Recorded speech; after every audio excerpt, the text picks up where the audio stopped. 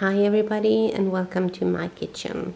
This is how it looks like where we used to bake and cook a lot.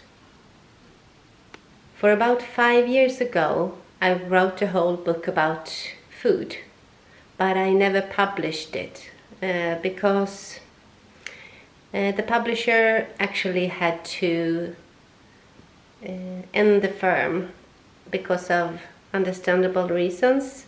And there I was with the whole book and no publishers. So this is, you can say, my way to publish my book now. And the beginning of the book was one spring day when the flowers were about to bloom and it was warm and the sun was shining and I was outside. And outside there was a lot of butterflies and bumblebees and bees and so on. And I was thinking of how will it be when all the butterflies and bumblebees and bees are gone? And what will happen to us then and to our food? Because we really need all of these animals to be able to produce our own food. And what has really actually happened to our food at this moment?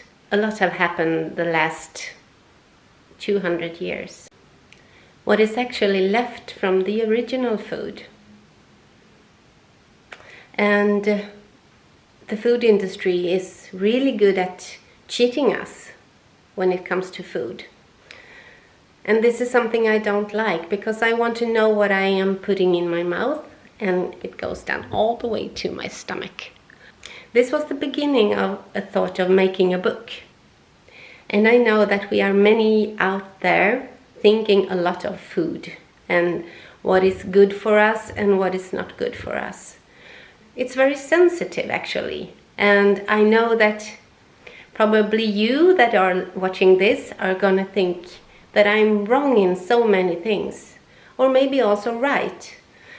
All of this is completely okay, I think. Because it's so sensitive, it also means that it's really important. And this is the most important thing for me actually, that you are creating your own thoughts about it. Because the only thing I want you to feel is curiosity. When you're curious, you're also ready to think and make your own thoughts about food. And this is the main reason that I want you to keep on looking at this channel, to keep your curiosity about food. I don't have an ultimate truth about food, and I will never have one.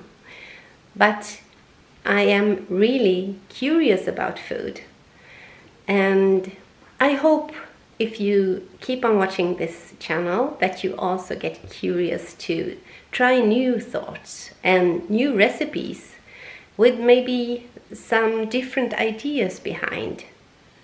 So let's go on for today, because today we're going to make this Swedish hard bread. Why is it so important to have hard bread then?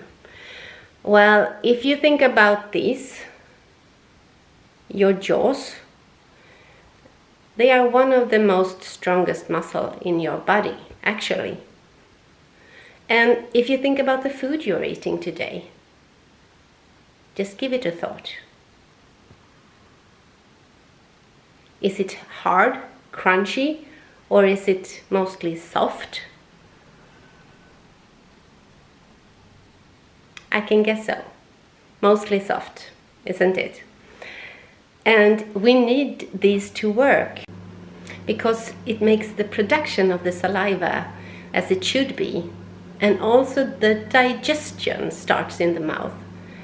So if you don't use this good enough, all this is going to a lower level, and we don't want that, do we?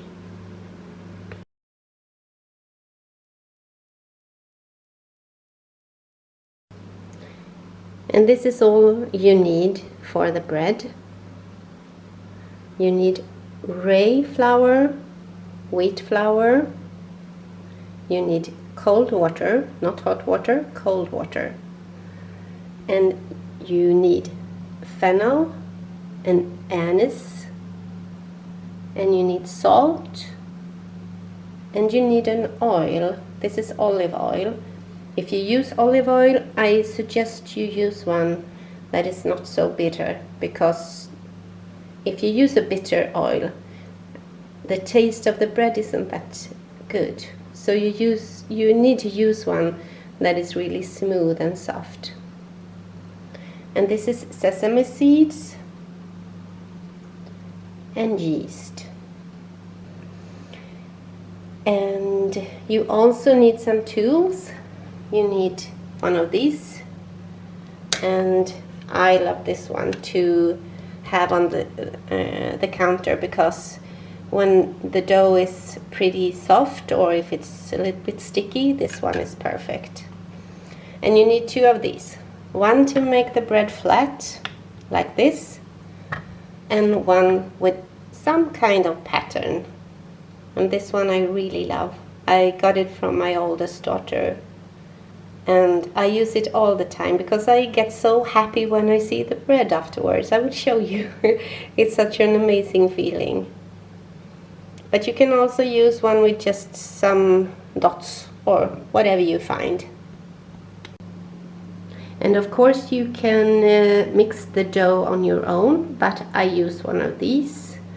And then you also need to have a place where you can dry it. And we use actually this one that we use for laundry, and it suits us pretty good. Now we should start to prepare for the bread, and that is to make the dough. And we start with the spices. And we have to grind them, because we have the whole seeds of this, but you can actually buy them grinded if you like to, but I think it tastes more if you do it yourself.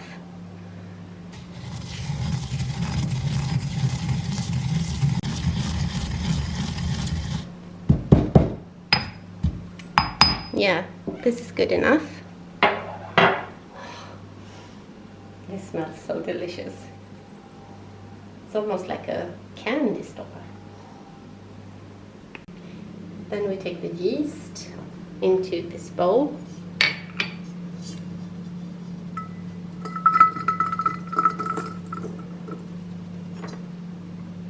And then you take the salt.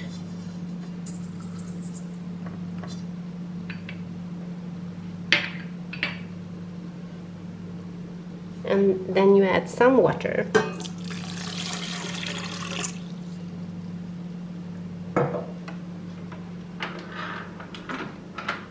And then you mix it until it's completely dissolved.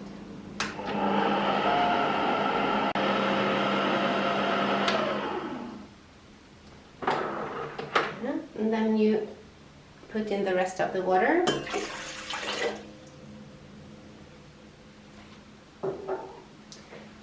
And you take the spices and the oil.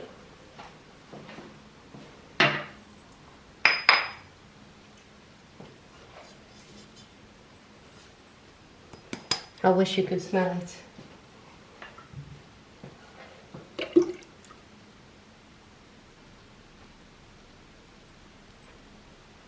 And you take the sesame seeds and all of the rye flour, not the wheat, rye flour.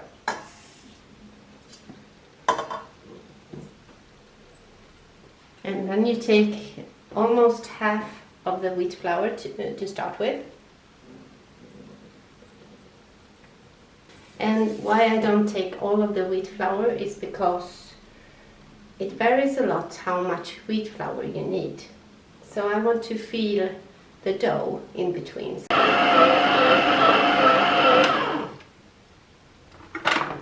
we check it again. It's quite good. It looks quite good actually, but a little bit too sticky. But just a little this time.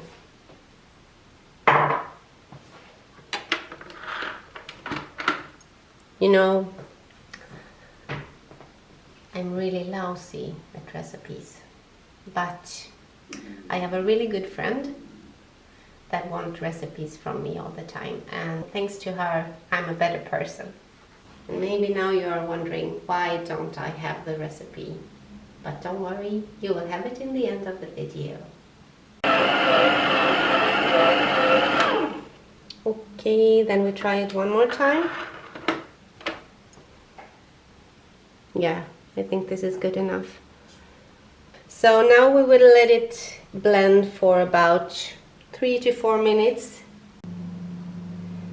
Now the dough is ready to rest for 1 hour. And it doesn't look as much in the bowl, does it? But this will actually be 24 pieces. Now it's been 1 hour and the dough is like this big now. And really soft at the surface. So this is really good. Now we start the baking. And right now I don't have any sourdough, but it's actually even more delicious with sourdough.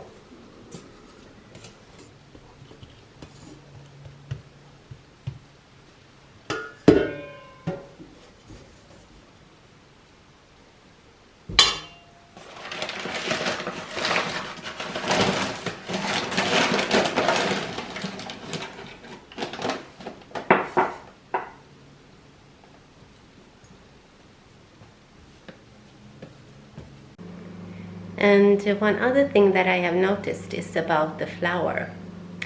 When I was a child, we got small bugs in the flour if it was in the cupboard too long. And I don't like bugs. Don't misunderstand me now, but actually they like to be in the flour. And nowadays in Sweden we never have bugs in the flour. And I wonder why. Is it too much processed so that there is no nutrition, or is it too much chemicals out in the fields so that the bugs won't eat it? I don't know, do you? But if it's like that, why am I eating it? And here in Turkey, we get a lot of bugs in the flour if it stands too long, I can assure you. But for me, that's positive, because I know the flour here is still full of nutritions.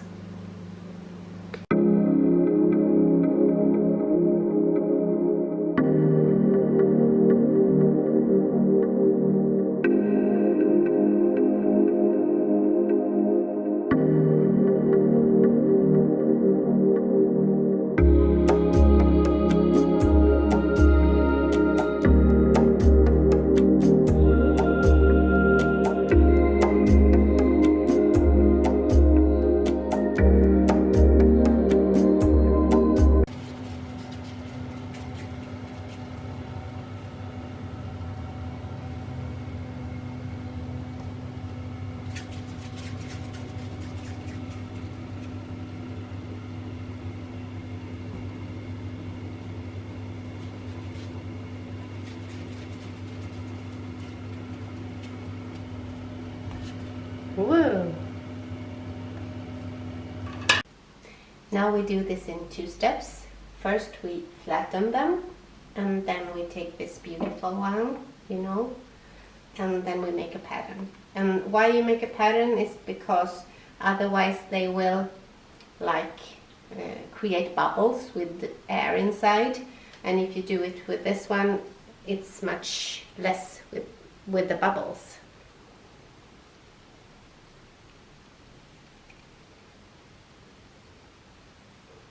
Look at this, is hearts everywhere. So beautiful.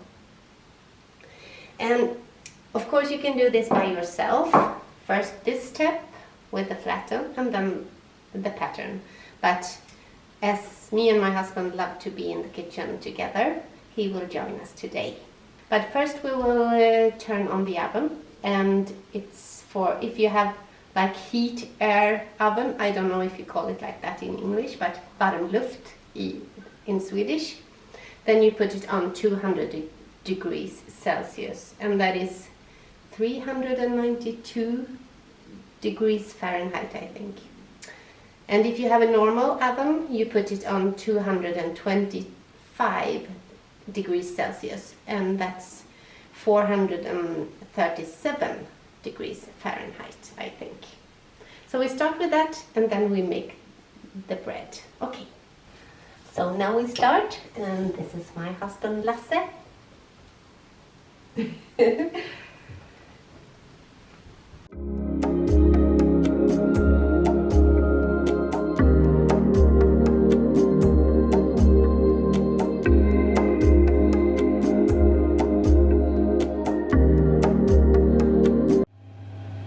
And now that we have 6 pieces, we make a small pause, and in the oven we have the racks to be really hot, because then it won't get stuck on the racks.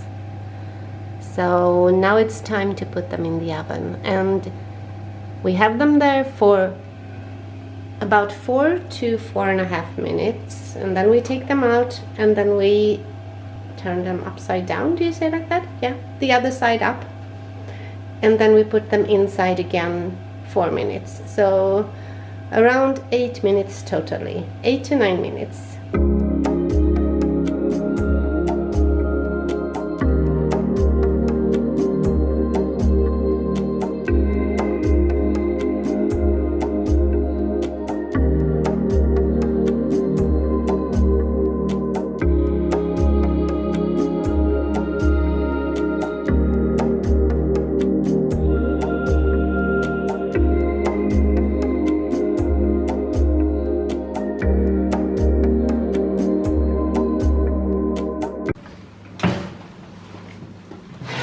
Now halfway, I take the one on the upper side and flip them over, and my husband is taking the other one, and then he changes places for the racks, because the oven is not so good at heating at the same way on the top and the bottom. Now the first one is out, and you can see the color and also the pattern. And as you probably have another oven as I have, you have to get to know it, because the time they will have inside the oven will be, I think, a little bit different. So you have to get to know it before you get the perfect result.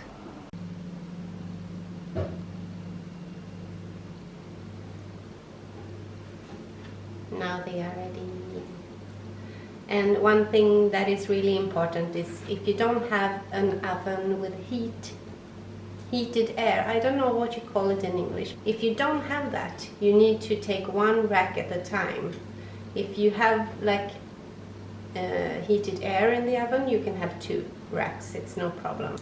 And now when they are ready, our favorite is to have only like butter and cheese on, and I will show you that it cracks.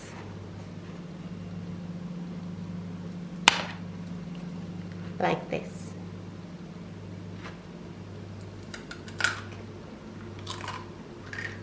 It's really tasty. I wish you could taste it.